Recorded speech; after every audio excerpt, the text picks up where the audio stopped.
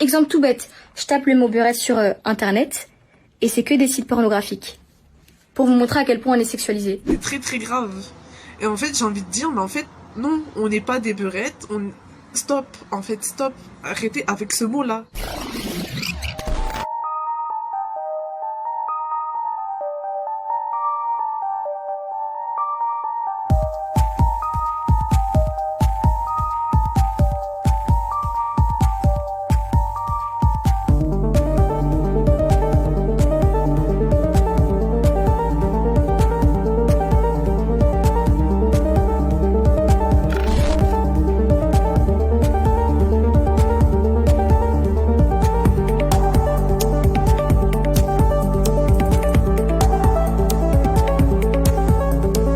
C'est un terme un peu péjoratif.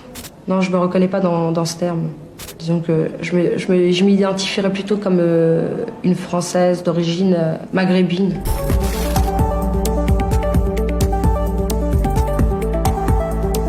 Cette jeunesse-là va être constituée comme un groupe homogène qui est désigné par le terme beurre. Donc on parle de la génération beurre. On va parler assez rapidement de la littérature beurre. Et on va parler, alors peut-être pas du problème beurre, parce que justement, beurre sert à montrer que l'intégration c'est possible. Mais l'idée c'est de montrer une génération qui donc est apte, qui a une aspiration à l'intégration, puisqu'on va parler de désir d'intégration, ce qui est en soi un oxymore. Et surtout, il y a une tonalité paternaliste très forte dans cette expression, une forme de condescendance qui conduit à les mettre sous tutelle, littéralement.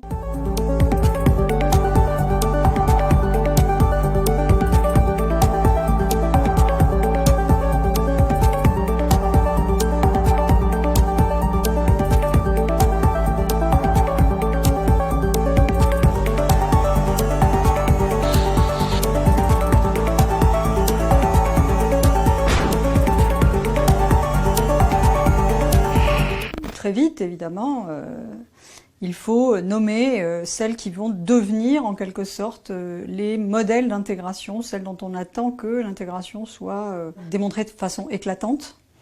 Et donc, au lieu de passer simplement au féminin en ajoutant un « e », donc « beure », on ajoute le suffixe, qui est un suffixe qui accentue encore plus la mise sous tutelle, la domestication, puisqu'on retrouve les mêmes connotations que dans midinette, soubrette, etc. Donc ça donne beurette.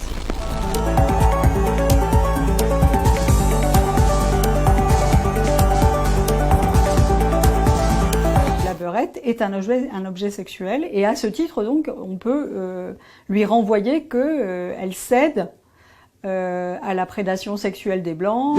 Ça va consister effectivement à ce que ça devienne une insulte. Alors ça l'était sur le mode de oui, en fait tu cèdes trop, voilà, être de trop bonne volonté. Ça c'est la première manière, et donc il y a une forme de trahison dans tout ça qui est clairement formulée. C'est donc à partir des années 2000, c'est près de 20 ans plus tard en fait, que ces affiches sont redécouvertes, qu'on redécouvre aussi toutes les photos de nus de femmes indigènes, qui sont donc livrés à la prédation visuelle et aussi au désir effréné de tous ces hommes blancs qui font leur voyage en Orient.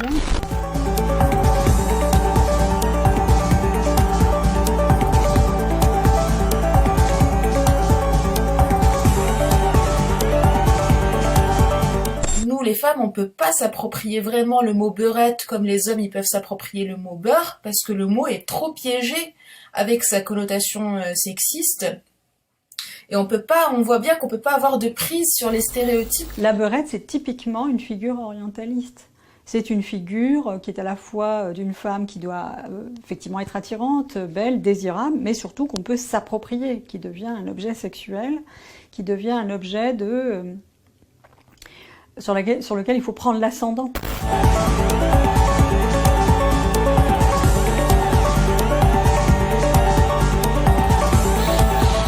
Le mot beurette aujourd'hui, quand on le tape sur Google, c'est des centaines de milliers de résultats pornographiques, c'est des résultats qui nous fétichisent, nous sexualisent, nous déshumanisent.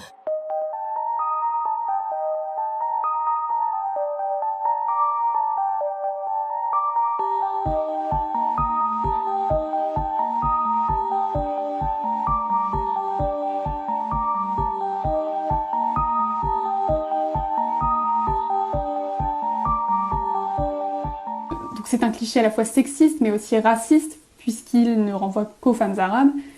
Et enfin, il est aussi classiste, puisqu'il ne qualifierait que des femmes de basse extraction sociale. Ce mot, il a eu une certaine faveur, très brève, et aujourd'hui, il est chargé parce qu'il est racialement chargé, parce qu'il est sexuellement chargé, parce qu'il est historiquement, généalogiquement, colonialement chargé, et que c'est un mot de l'humiliation des femmes arabes.